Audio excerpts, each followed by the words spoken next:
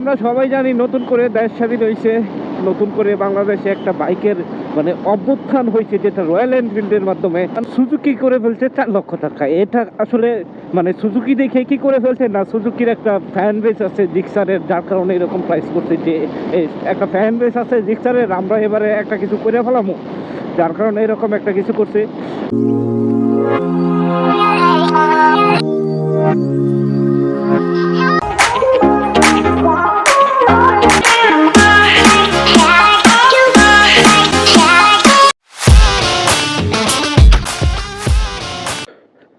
ওরে সূর্য মামা, কত সুন্দর পূর্ব আকাশে উঠতেছে। আর এই পাশটাতে হচ্ছে, এটা কি ক্ষেত, কে কে বলতে পারবেন? এটা হচ্ছে কপি ক্ষেত, আমি যদি ভুল না করি, পাতাকপি। এক্স্যাক্টলি, পাতাকপি। Hello everyone, this is Anwar Akash. Welcome to my YouTube channel and also welcome to my another new video. আজকে এই সাত সকালে পাখির কিচিরমিচির ডাক, ওরে শান্তি। এনিওয়ে, আজকে একটা টপিক নিয়ে আলোচনা করব, সেটা হয়তো আমার থাম্বনেল দেখে বা টাইটেল দেখে বুঝতে পেরেছেন। তাদের জন্য এটা সুসংবাদ না দুঃসংবাদ, সেটা আই ডোন্ট নো। আমার কাছে মনে হচ্ছে দুঃসংবাদ। সেই ব্যাপারটা হচ্ছে, already Suzuki Gixxer 250cc launch হয়ে গেছে বাংলাদেশের মার্কেটে। ওরে বিট। তো এটা লঞ্চিং ইভেন্টের যখন প্রাইস শুনলাম, প্রাইস শোনার পরে আমি তো পুরা হতাশ, একদম হতাশ, লিটারালি একদম হতাশ।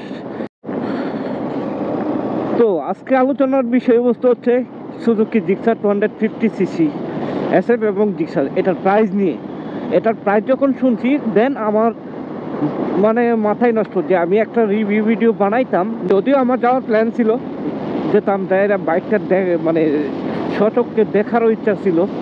কিন্তু যখন আমি এই সুজুকি জিক্সারের প্রাইস শুনছি, তখন মানে আমার মাথা পুরা গরম। কেমনে কি সম্ভব? মানে আমি নতুন করে, আসলেই তো নতুন করে অভ্যুত্থান হয়েছে, একটা স্বৈরাচারী শাসকের পতন হয়েছে। দেশ সবাই স্বাধীন, নতুনভাবে দ্বিতীয় স্বাধীনতা অর্জন করছে, এরকমটা বলে। অভ্যুত্থান এবং স্বাধীনতা দুইটা ভিন্ন জিনিস। আমি ওই স্বাধীনতার পক্ষে কতটা আই ডোন্ট নো, আমি জানি না। আমি জানি দুইটা টোটাল দুই জিনিস। এনিওয়ে, ওই দিকে না যাই, কিন্তু মেইন টপিক যেটা, সেটা হচ্ছে সুজুকি। তারা হয়তো দেশে এত বড় একটা অভ্যুত্থান হয়েছে, এত বড় একটা রয়্যাল এনফিল্ডের একটা অভ্যুত্থান হয়েছে, তারপরেও তারা, আমার মনে হয় এগুলো সবকিছু বুঝতে গেছে। বুঝলে যায় তারা তাদের নিজস্ব মত অনুযায়ী, তারা যে আগের যে প্যারামেট্রিক সিস্টেমে ছিল, সেই সিস্টেমেই তারা প্রাইসটা লঞ্চ করছে। দেখা যাচ্ছে 150cc যে জিক্সার ছিল, সেটার প্রাইস ছিল 2,70,75 এরকম। আর 250cc বাইক, এটার এক্সপেক্ট প্রাইস আমি ব্যক্তিগতভাবে যদি আমি মানে আশা করি, সেটা হচ্ছে 3,30,40 এর আশেপাশ, বা সর্বোচ্চ না হইতে পারে এটা 3.5 লাখ, 3,30,40 এরকম হইলে মোটামুটি ঠিক আছিল 250cc একটা সেগমেন্টের বাইক, যে সুজুকি জিক্সার। হ্যাঁ, সেই ক্ষেত্রে তারা সেই বাইকটার প্রাইস করছে 4 লক্ষ টাকা। Can you believe that?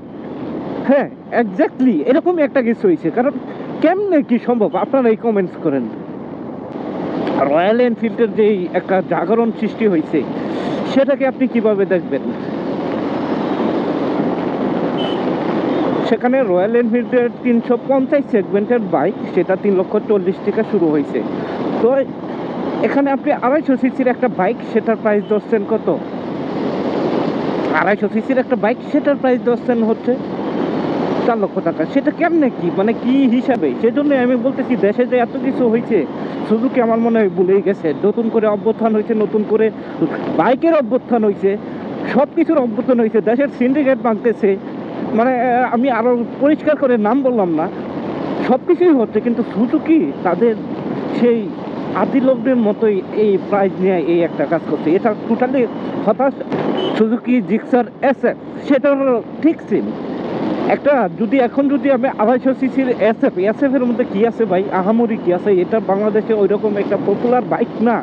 সেটার প্রাইস করছে 4.5 লক্ষ টাকা। সুজুকির কি চেঞ্জ আছে সেটা যদি আমি আপনাদের টুকটাক চেঞ্জ মানে একটু শেয়ার করি। 150cc থেকে 250 মধ্যে যে ডিফারেন্সগুলি, টায়ারের কিছু ডিফারেন্স আছে।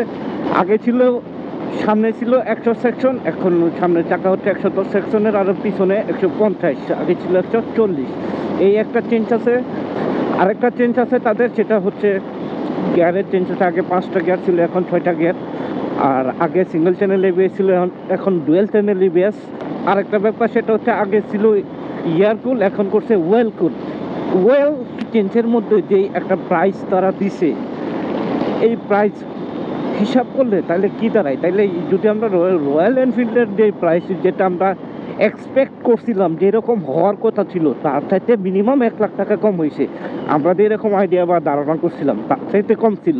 তাহলে সুজুকি কি করলো? সুজুকি টোটালি প্রাইস নিয়ে মানে টোটালি আমাদেরকে হতাশ করলো, টোটালি হতাশ। এনিওয়ে, এই হচ্ছে অবস্থা। আমার মনে হয় সুজুকি তাদের যে পুরাতন যেই আদি ঐতিহ্য যেটা ছিল, যেরকমভাবে প্রাইস করা সেটাই করছে, এখনও ঠিক সেটাই করছে। দেশে এত কিছু হয়ে গেছে, তার মাঝেও সুজুকি এরকম একটা সিদ্ধান্ত, এটা টোটালি হতাশ হওয়ার মতো। আর এরকম মানে 250 সেগমেন্টের আরও বাংলাদেশে আরও কিছু বাইক ছিল, যেমন পালসার NS 250, সেটার প্রাইস ছিল কত, আমি যদি ভুল না করি তাহলে 3,30,32 এইরকম। এখন যাই হোক, সেই মানে কি বলে, সেই কমেন্টসটা আপনাদেরই রইল। আপনারা সুজুকি আসলে আমাদেরকে হতাশ করছে না, প্রাইসটা তাদের ঠিক আছে, সেটা আপনারা কমেন্টস করে অবশ্যই জানাবেন।